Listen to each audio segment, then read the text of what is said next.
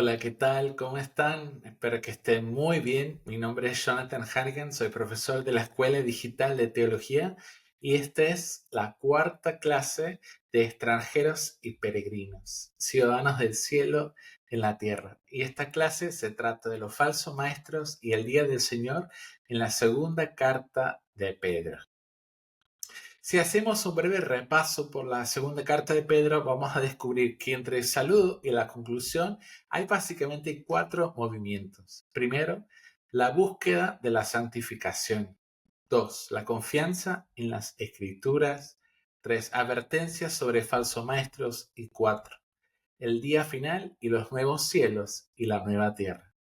Esta segunda carta pareciera ser tanto un testimonio como un discurso o carta de despedida. Un testimonio, ¿por qué? Porque es un documento que quisiera dejar el legado espiritual del autor para sus sucesores. Y también una despedida porque señala las enseñanzas más importantes para él. ¿Sí? Vamos con el primer bloque, el primer movimiento, la búsqueda de la santificación. Leemos directamente el texto bíblico. En capítulo 1 dice, su divino poder nos ha concedido cuanto necesitamos para la vida y la piedad, mediante conocimiento perfecto del que nos ha llamado por su propia gloria y virtud. Por medio de ellas nos han sido concedidas las preciosas y sublimes promesas, para que por ellas os hicierais partícipes de la naturaleza divina, huyendo de la corrupción que hay en el mundo a causa de la concupiscencia o de los malos deseos. Dios nos ha dado todo lo que necesitamos para vivir la vida cristiana. ¿Cuál es entonces el objetivo, la meta, el telos de la fe cristiana? No es salvarse, no es vivir bien. El objetivo de la vida cristiana es estar unidos con Dios, ¿sí? Es la unión con Dios, lo que Pablo llama estar en Cristo, ¿sí? Es la participación en su naturaleza divina. ¿Qué hacemos ahora, ya que Dios nos ha hecho partícipes en su naturaleza divina? Sigamos leyendo. Por esta misma razón, poned el mayor empeño en añadir a vuestra fe la virtud, a la virtud el conocimiento, al conocimiento a la templanza la paciencia activa, a la paciencia activa la piedad, y a la piedad al amor, el amor fraterno, y el amor fraterno la caridad o el amor. Pues si poseéis estas cosas en abundancia, no os dejarán inactivos ni estériles para llegar al conocimiento perfecto de nuestro Señor Jesucristo. Quien no las tenga es ciego y corto de vista, y ha echado en olvido que ya ha sido purificado de sus pecados pasados. Por tanto, hermanos, poned el mayor empeño en afianzar vuestra vocación y vuestra elección. Obrando así nunca caeréis, y se os dará amplia entrada en el reino eterno de nuestro Señor y Salvador Jesucristo. Ahora, ¿qué nos está diciendo el autor de esta carta? Que debemos crecer en virtud porque fuimos llamados y elegidos por Dios. Fuimos llamados y elegidos por Dios. La virtud es la muestra de que sí, efectivamente, participamos en la naturaleza de Dios. ¿Sí? Vamos a entender la palabra virtud como una palabra filosófica o teológica. Eh, en la filosofía greco-romana, por ejemplo, la virtud tiene que ver con mostrar y vivir ciertos valores, ¿sí? Las cuatro virtudes principales o cardenales. Y luego el cristianismo entiende la virtud como el proceso de crecer en semejanza con Dios, de ser más como Jesús. Entonces, cuando digo crecer en virtud o comprometerse con la virtud, en otras palabras, estamos diciendo buscar ser más como Dios, buscar reflejar su carácter, su naturaleza en nuestras vidas, ¿sí?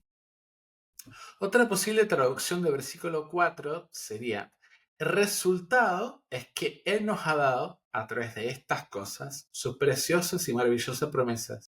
Y el propósito de todo esto es para que puedas huir de la corrupción de la lujuria, o sea, de los deseos, y que está en el mundo, y para que puedan ser partícipes en la naturaleza divina.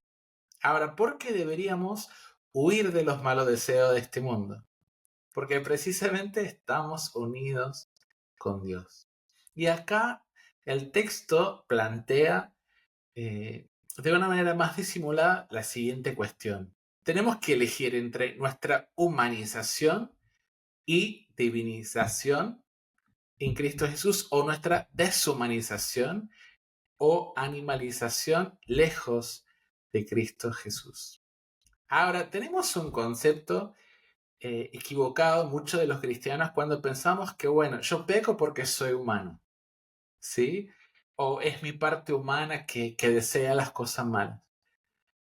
Estas son cosas que no deberíamos andar diciendo, porque primeramente Jesús fue 100% humano y siendo humano pudo resistir eso. Uno puede decir, no, esa es la parte divina de Dios. Entonces atribuimos lo bueno a lo divino de Dios y atribuimos lo malo a lo humano, pero Jesús vivió una vida integrada, ¿sí? Un hombre con dos naturalezas, dos voluntades.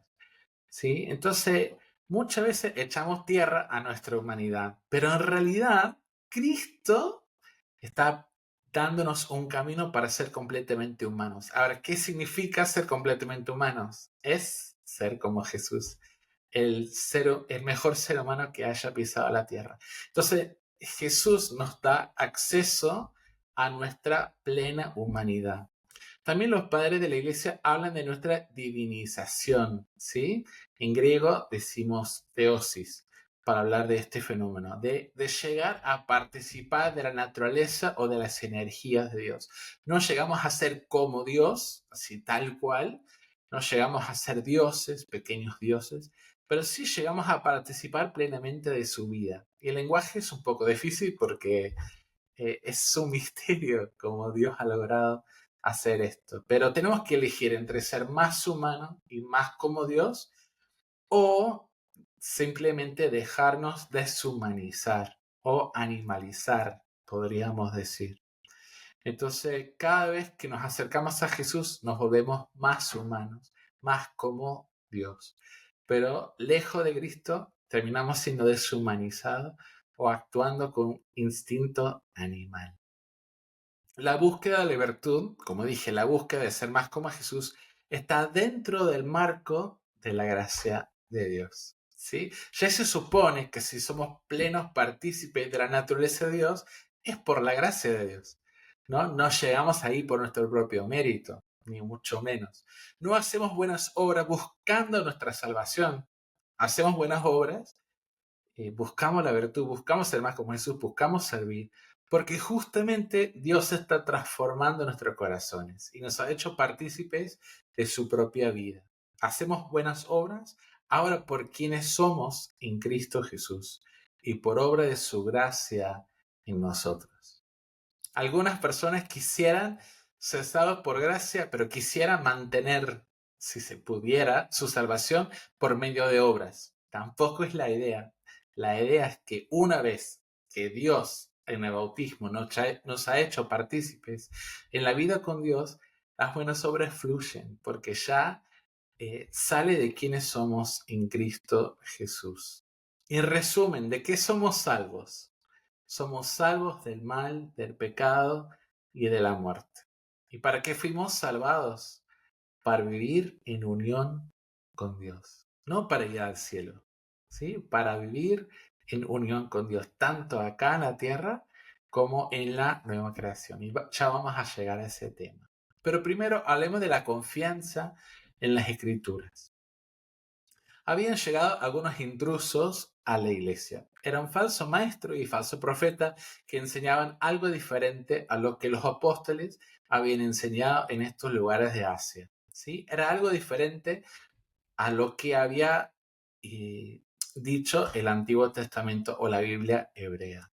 Lo que enseñaron Pedro y los demás apóstoles no fueron mitos, sino testimonio de testigos oculares de la obra de Dios en Jesús. Por ejemplo, Pedro fue testigo ocular de la transfiguración de Jesús cuando se escuchó la voz de Dios.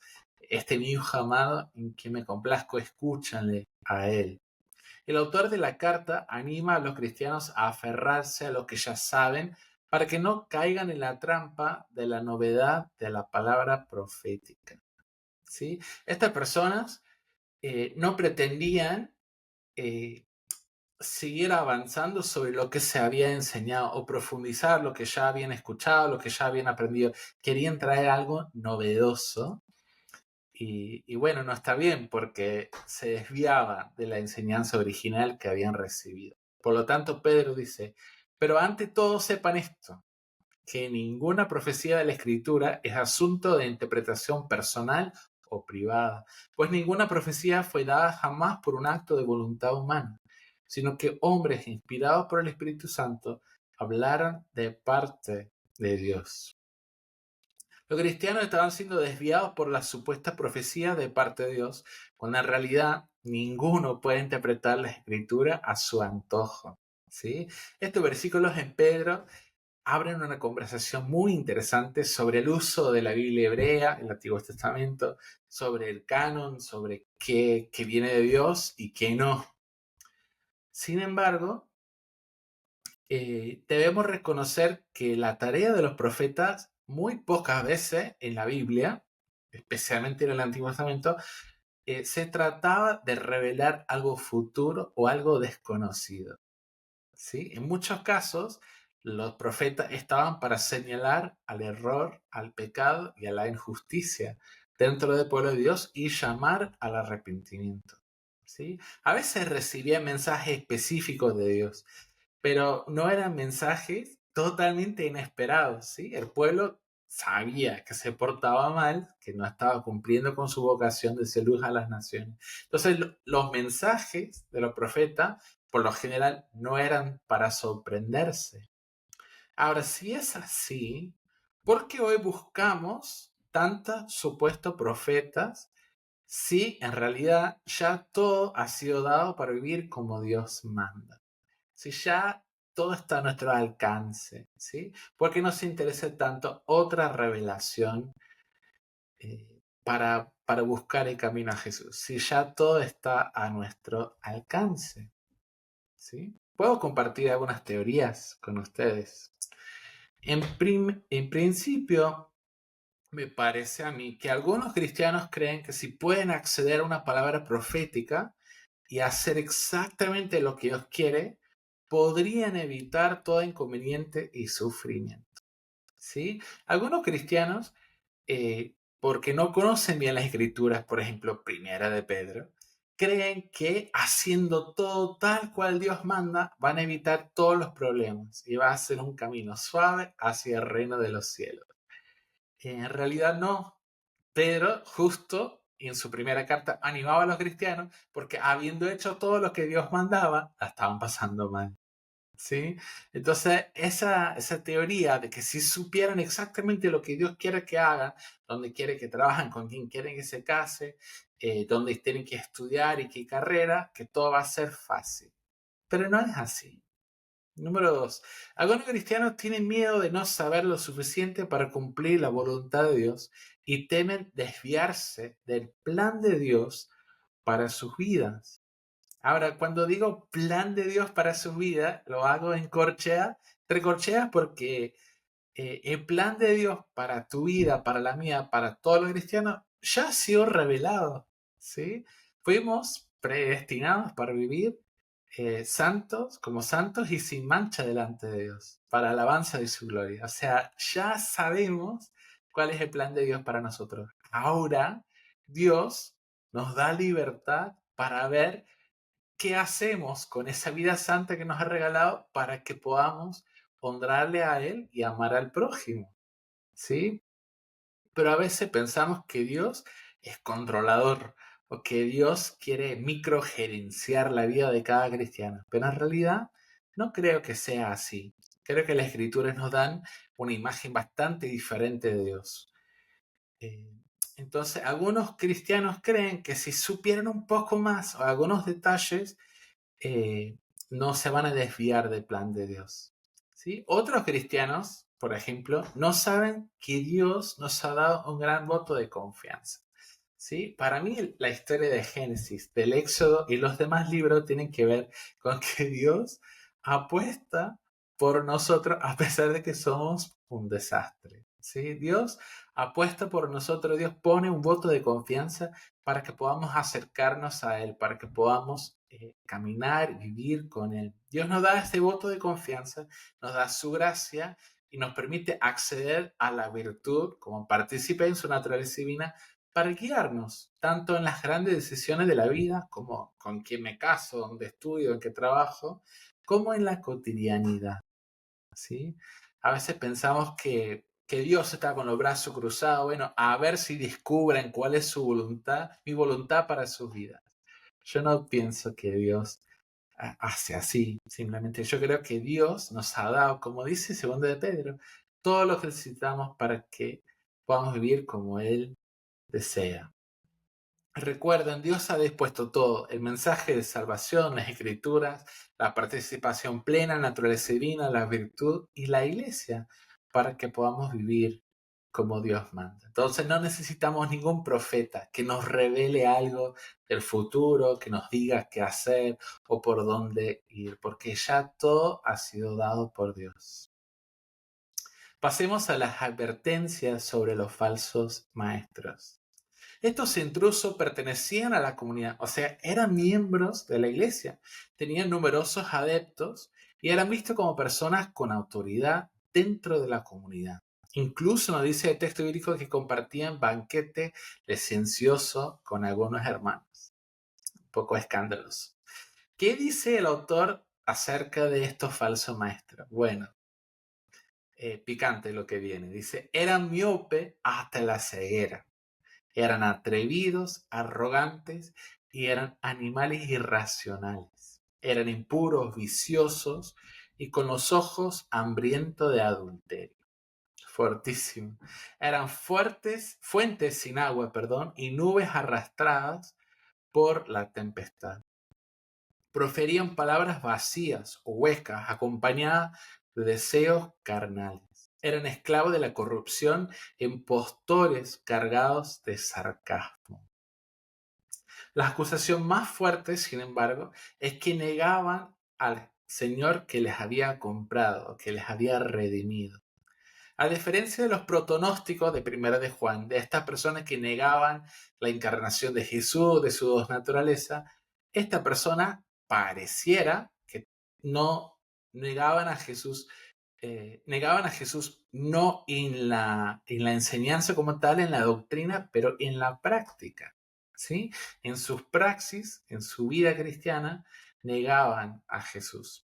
El autor acusa a los falsos maestros de libertinaje, amor al dinero, ambición a codicia, ir tras los deseos carnales. Se dice de ellos que su placer es el desenfreno en pleno día.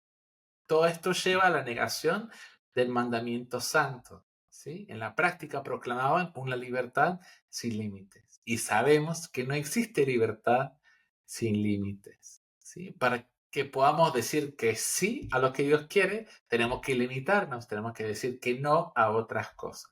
Entonces, esta libertad sin límites les había llevado a una vida desenfrenada. Ahora, ¿en qué consistía su enseñanza? Es difícil decir con exactitud qué enseñaban los falsos maestros, pero aparentemente tiene que ver con el conocimiento o el gnosis. Puede ser que haya enseñado que lo único necesario para vivir en comunión con Dios era el conocimiento. ¿Sí? Parece que estos falsos maestros divorciaban el conocimiento de Dios y la práctica de la fe. En otras palabras, para ellos bastaba el saber. ¿Qué nos dice el autor de la carta? Si la salvación viene solo por el conocimiento, y ese conocimiento nos deja igual que antes de conocer a Jesús, ¿de qué nos ha servido ese conocimiento? ¿Sí? ¿Les parece? Es como si dijera, ¿les parece que actuar como animales, esclavos del pecado y de la corrupción, es fruto o resultado de la salvación? ¿Les parece que sea resultado de la comunión con Dios? Claro que no. En otras palabras, la fe, según segundo de Pedro, tiene dos componentes. ¿Sí? Esta definición aparece especialmente en las cartas de Pedro y en las cartas tempranas de Pablo. La fe, según el autor, tiene dos componentes, un componente doctrinal y un componente vivencial. ¿Sí? Hay algo que tenemos que creer y hay algo que tenemos que hacer. Si la enseñanza es falsa, no puede traer salvación y comunión con Dios. Si la enseñanza es verdadera, pero no se busca ser como Dios, no se busca la virtud, la enseñanza no se hace efectiva. No hay verdadera vida con Dios sin una verdadera enseñanza. ¿Sí? Esto representa una advertencia para nosotros hoy, porque muchas veces vemos dos extremos en la iglesia. Vemos aquellos que celan la sana doctrina y aquellos que celan una vida de amor y justicia. ¿Sí? Conservadores, liberales, los que los quieras llamar. Pero en verdad, estos dos extremos necesitan escucharse y aprender unos del otro. ¿Sí? Una sana doctrina lleva a una vida de justicia y amor. Y no podemos llegar a la coinonía con Dios, a la comunión con Dios, a una vida bien vivida si no creemos la verdad acerca de Jesús. Entonces, para Dios es tan importante lo que creemos, lo que profesamos acerca de Jesús, como cómo vivimos nuestra vida. Los falsos maestros también desanimaban a los cristianos diciendo que se había atrasado la parusía, o sea, la aparición de Cristo. Sin embargo, el autor recuerda que la supuesta demora del día del Señor en realidad es muestra de la paciencia del Señor. Hablemos un poco acerca del día final y de los nuevos cielos y la nueva tierra. Usamos la palabra parusía porque la Biblia es la palabra, mejor dicho, que usa la Biblia. Nosotros solemos hablar de la segunda venida y está muy bien porque sería la segunda venida de Jesús a la tierra, la primera en la encarnación en Belén y luego sería la segunda venida para el día del juicio. Sin embargo, esta idea esconde un poco de algo incorrecto en nuestro imaginario actual. ¿Sí? El término está bien, pero lo que esconde de repente es una idea que Jesús está lejos, está apartado de lo que pasa, está desinteresado en lo que pasa en nuestra realidad. Por eso, en la teología muchas veces usamos la palabra parusía, que más tiene que ver con presencia, con aparición, con la manifestación de Dios, ¿sí? En un día específico. Vamos a decir dos cosas importantes antes de hablar de la escatología bíblica. Dos cosas. Primero, la Biblia no nos da todos los detalles acerca de los últimos tiempos. No sabemos todo lo que quisiéramos saber. No hay forma de saber todo lo que quisiéramos saber. La Biblia tampoco responde a todas las preguntas que le hacemos acerca del fin del mundo. ¿Sí? Dos, la Biblia nos dice, sin embargo, lo suficiente para que podamos vivir según la voluntad de Dios. ¿Sí? En mi opinión, un exceso de especulación acerca de los últimos tiempos es una pérdida de tiempo. ¿Sí? Yo tiendo a pensar que Dios nos dice lo que quiere que sepamos. Nos revela lo que Él quiere que sepamos. Y lo que sabemos es suficiente para vivir bien, para disfrutar esta comunión con Dios, para dar testimonio de Jesús y para vivir vidas plenas acá en la tierra mientras aguardemos la aparición de Jesús en el día final. Ahora, ¿qué nos dice 2 de Pedro 3, 8 al 13 sobre la segunda venida de Jesús? Dice así: pero hay algo, queridos, que no podés ignorar, que para el Señor un día es como 1000 años y 1000 años es como un día.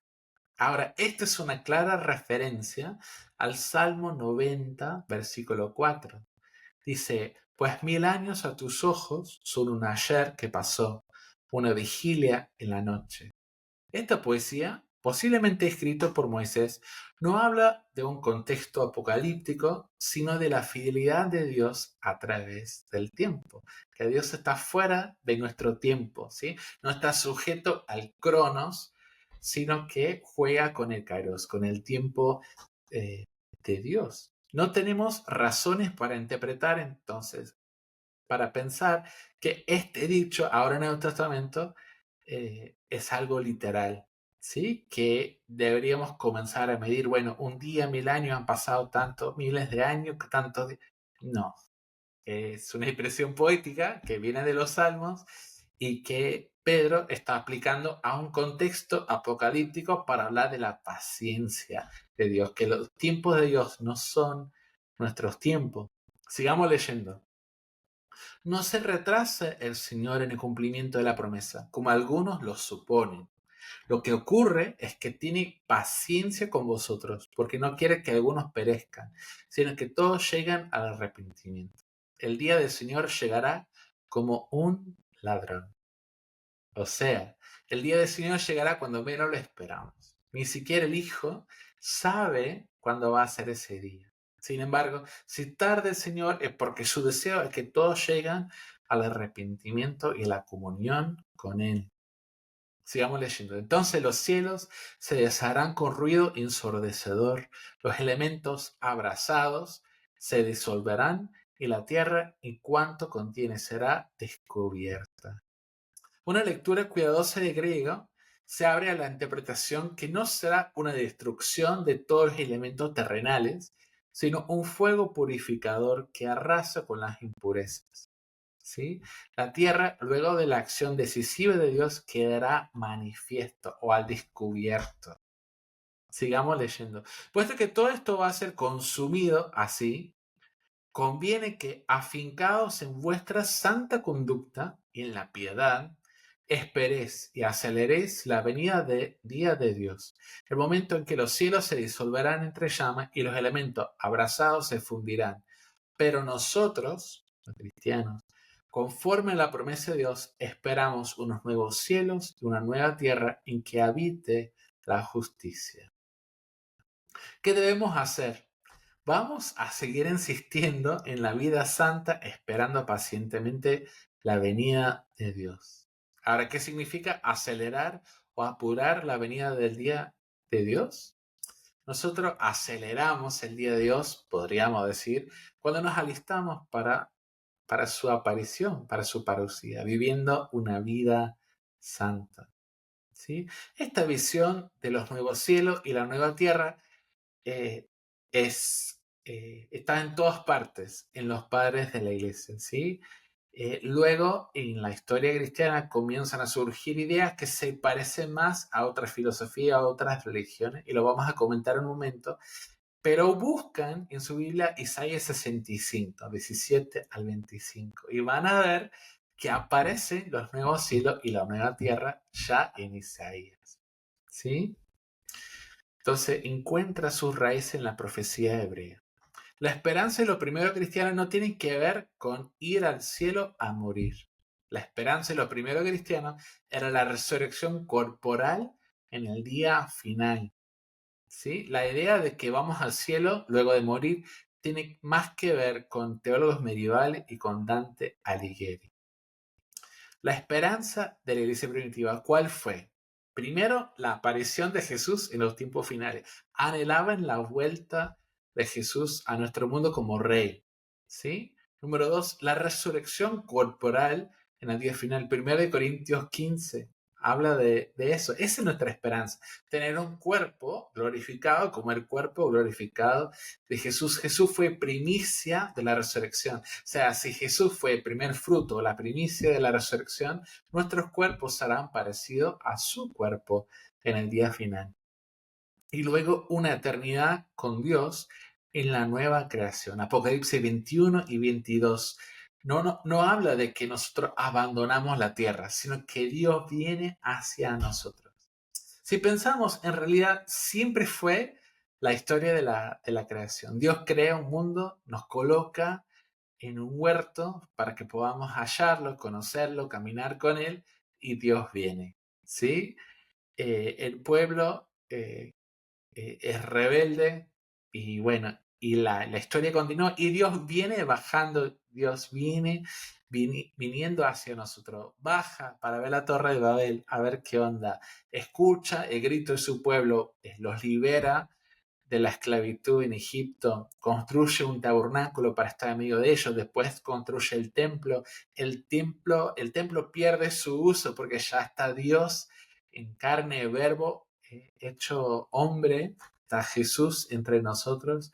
Y Jesús, cuando se fue, Dios viene otra vez en su Espíritu Santo, y al día final, cuando llega el día de juicio, Dios vuelve a la tierra, o la nueva creación, otra vez no sabemos con lujo de detalle, pero Dios vuelve a nosotros. Eso sí tenemos seguridad. Apocalipsis 21 y 22 hablan de esa hermosura, esa buena noticia. Segunda de Pedro 3 y Romanos 8 son dos capítulos importantes para pensar nuevamente una teología de la creación. Porque según Pablo, la creación gime con dolores de parto esperando su propia redención, junto con la redención de los hijos de Dios. ¿Sí? Pensar en una eternidad en el cielo tiene una cierta influencia de la religión greco-romana. ¿Sí? Pensar una eternidad incorpórea, o sea, sin cuerpo, sin materia, es una influencia platónica y gnóstica. ¿Sí? No tiene mucho que ver con el mensaje de la Biblia.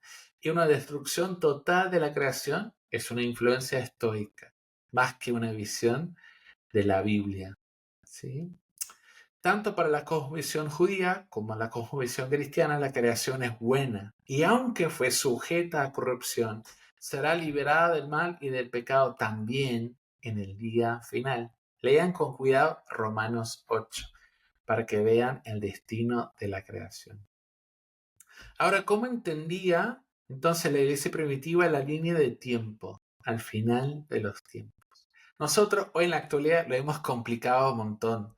Tenemos un montón de recursos para explicar, para detallar, para mostrar sistemas complejos. Pero la iglesia primitiva tenía una esperanza sencilla. Esperaban la aparición de Jesús, el día de juicio, la resurrección de los muertos y la realización de los nuevos cielos y la nueva tierra. Otra vez, la aparición de Jesús, el día del juicio, la resurrección de los muertos y la realización de los cielos, los nuevos cielos y la nueva tierra. Cuando los padres apostólicos, o sea, los primeros teólogos de la iglesia, hablaban de la esperanza cristiana, siempre mencionaban la resurrección de los muertos y la glorificación del cuerpo. No había mención de ir al cielo a morir para morar con Dios. Lo central nunca fue la ubicación, o sea, dónde, sino con quién, la relación con Dios. En conclusión, Segunda de Pedro nos enseña cómo descubrirnos, cómo hallarnos entre dos puntos cruciales de la historia.